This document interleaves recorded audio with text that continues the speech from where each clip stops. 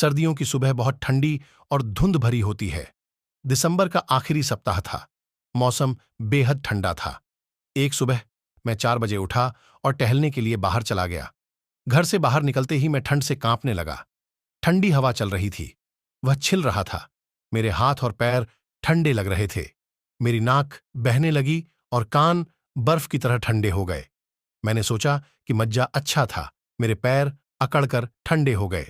पक्षी चिपटा नहीं है, पक्षी एक साथ घोंसला बनाते हैं। मैं खुद को गर्म करने के लिए लगभग 1 मील तक दौड़ा, लेकिन सब व्यर्थ। मेरे पैर लगभग जम गए थे। कोहरा छाया हुआ था। कुछ दिखाई नहीं दिया। घास पाले से धुल गई थी। पाले ने सभी फूलों और पौधों को नष्ट कर दिया। वृक्ष नग्न खड़े थे। तापमान ने पाला छू लिया। मैं घर से जल्दी निकला, 1 कप गर्म भाप लेती हुई चाय ली और अपने आप को एक पक्षी से ढक लिया। लेकिन मैं अभी भी ठंड से कांप रहा था।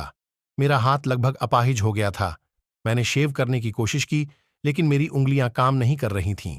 मैं आग के पास बैठ गया। मैं लगभग आधे घंटे तक अपने हाथ गर्म करता हूं, तभी मैं शेव करने में सक्षम हुआ।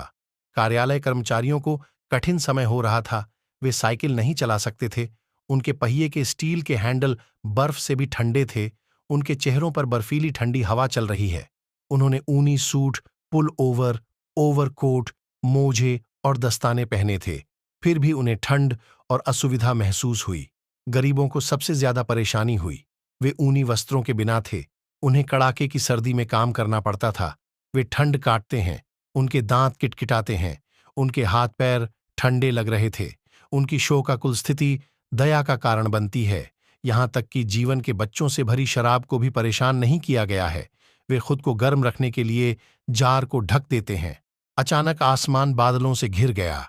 बादल की गड़गड़ाहट शुरू हो गई और गर्जना शुरू हो गई। इसकी शुरुआत बारिश और ओलावृष्टि से हुई।